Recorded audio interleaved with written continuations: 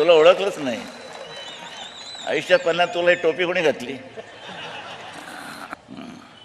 हा एक एकनिष्ठ आमचा साबीरभाई शेवटपर्यंत राहिला आहे. प्राण गेला तरी शिवसेना सोडणार नाही. त्याला विचार, मी तो मुसलमान आहेस का म्हणून विचारलं का ते? शिवसेना जातपात बांधत नाही, बिलकुल नाही. काही मुस्लिम लोकांना मी शिवसेनेत गेल्यानंतर काही लोकांना हमला बी केला माझ्यावर, तरी लाट्या काट्या खाऊन मी सुद्धा आज बी भगव्या खाली आहे आणि उद्याही भगव्या खाली राहील. तुमच्याकडे तुमच्या समाजातील काही विरोधकांनी नेमका कोणत्या वर्षी किंवा कोणत्या इसवीसनला हल्ला वगैरे केलेला आहे? त्यावेळेस मी शाखा उघडली होती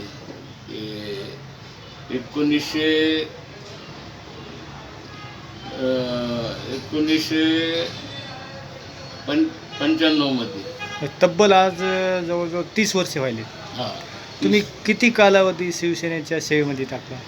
मला शिवसेनेच्या कालावधीमधून मी 40 वर्षापासून काम करतो. तुमचं नेमकं कारण काय एकनाथ शिंदे गटामध्ये जाण्याचं?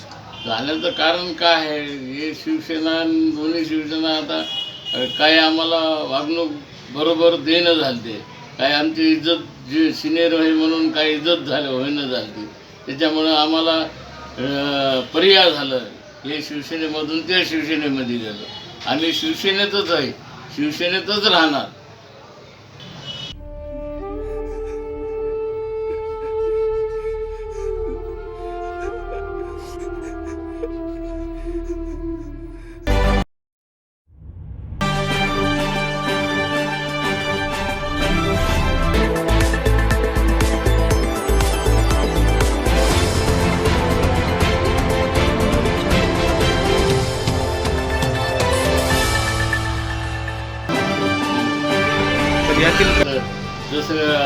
दसरा मेळाव्याला एकदा आमचं दसऱ्याचं सीझन असून बी आम्ही दसरा मेळाव्याला जातो.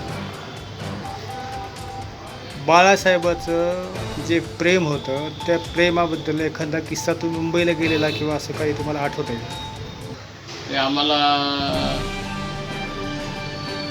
किस्सा म्हणजे आता सांगायचं म्हणजे कधी बी आता भाषण कृष्णात अंबरनाथला साबेर शेख होते आमदार मंत्री, तर साबेर शेखचं नाव घेतलं तर लोकांना असं वाटत होतं की बाळासाहेब ठाकरे माझंच नाव घ्यायचे मंत्री.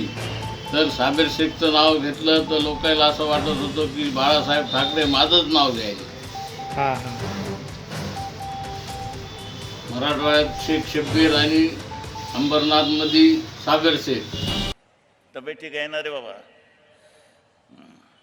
हा एक एकनिष्ठ आमचा साबीरभाई शेवटपर्यंत राहिला आहे. प्राण गेला तरी शिवसेना सोडणार नाही.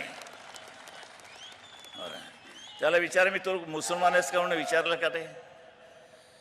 शिवसेना जातपात बांधत नाही. अटक करताना माझं हिरिरीनं भाग आंदोलनात ठाकरे यांना अटक करताना माझं हिरिरीनं भाग आंदोलनात होतं. जाळपोळीमध्ये याच्यामध्ये मी सदैव सक्रिय राहिलेलो. बस फोडण्यात त्याच्यात माझ्यावर केसेस झालेले आहे. कोणत्या वर्षी झालं ते नेमकं?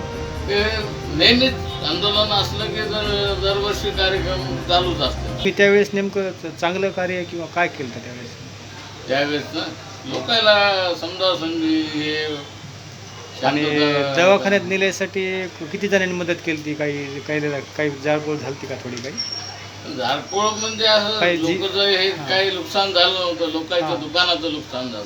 बरं, कोणाला काही इजा वगैरे काही झालं नव्हतं? नाही.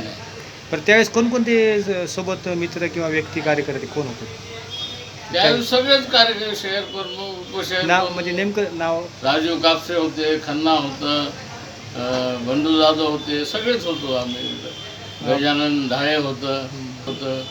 तर हे नेमके फक्त गायकवाड होतं.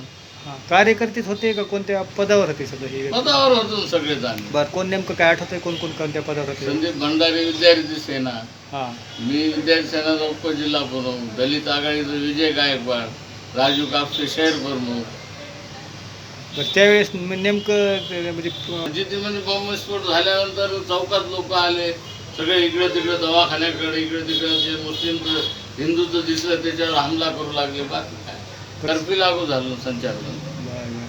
तर हे म्हणजे कशानं घडलं होतं याच्याबद्दल काही माहिती आहे का? काय त्याच्यामध्ये कोणाला काही म्हणजे जखमी वगैरे कोणी झालं नाही समजा? जखमी वगैरे काही झालं ना तिथं. झालते जखमी, थोडेफार जखमी झाले. हा.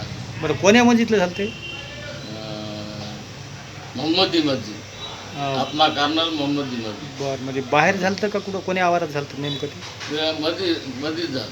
बरं तिचा उलाढाला म्हणजे आतापर्यंत आपल्याकडे आला नाही. हा.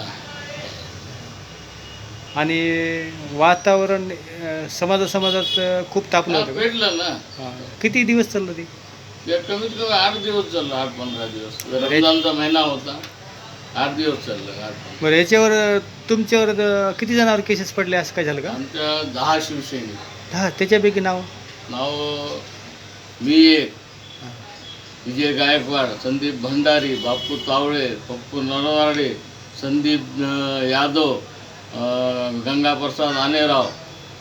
आणि आता सध्याचे असलेले खासदार साहेबाच्या त्यांच्यावर नाही, केस नव्हती पडली? त्यांच्या घरावर दगडफेक झाली. हां दगडफेक झाली.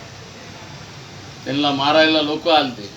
बरं त्यावेळेस तुम्हाला म्हणजे 500 लोक. सहकार्य त्यावेळेस सहकार्य झालं होतं शिवसेनेकडून तुम्हाला वरून सहकार्य?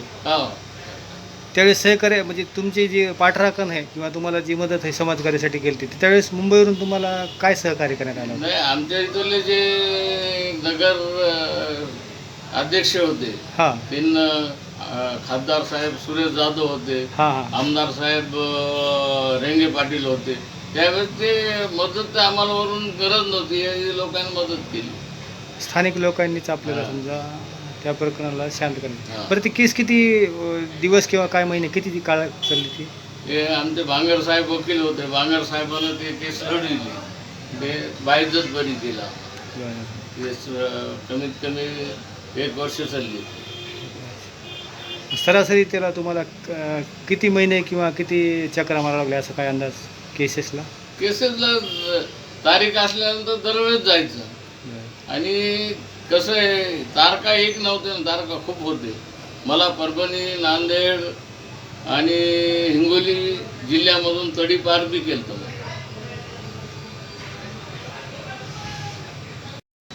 परभणी शहरातील शेख शब्बीर हे एक शिवसेनेचे 40 वर्षापूर्वीचे कार्यकर्ते असलेले यांच्याशी आज दिनांक 27 मे 2024 रोजी चर्चा करण्यात आली. सविस्तर त्यांच्या आयुष्याचा शिवसेना या जीवनाचा भाग त्यांनी कथा व्यथित केलेला आहे.